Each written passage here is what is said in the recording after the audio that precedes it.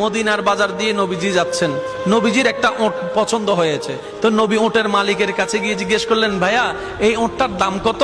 ওই দামাদামি হলো, নবী সে দামে কিনতে রাজি হলেন, কিন্তু নবীর কাছে তখন অর্থ ছিল না। তখন নবীজি ওনাকে বললেন, আপনি আমাকে ওটটা দেন, আমি এখন গিয়ে আপনার সেই প্রাপ্যটা পাঠিয়ে দিচ্ছি।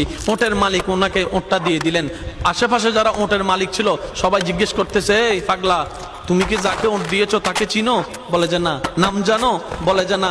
পরিচয় জানো? বলে যে না। ঠিকানা জানো? না।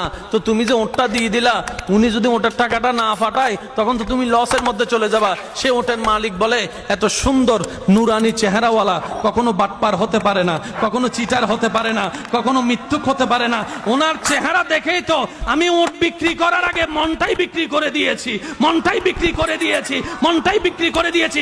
তোমরা যাই বলো, আমার মন বলে উনি আসবেই আসবে, টাকাটা পাঠাবেই পাঠাবে। এই কথা বলতে না বলতে কিছুক্ষণ পরে নবীজির একজন সাহাবা এসে বলছেন, একটু আগে একজন ওট নিয়ে গিয়েছেন, কাছ থেকে ওটের মালিকটাকে একটু দেখতে চাই। উনি বলে যে আমার থেকে। তো উনি বললেন, আমাদের নবী আপনার থেকে ওটটা নিয়ে গিয়েছেন, ধরেন ওটের টাকাটাও দিয়েছেন, আপনাদের খাবার জন্য কিছু খেজুরও হাদিয়া পাঠিয়েছেন, খেজুরও হাদিয়া পাঠিয়েছেন। ওই ওটের মালিক বলে, ভাইয়া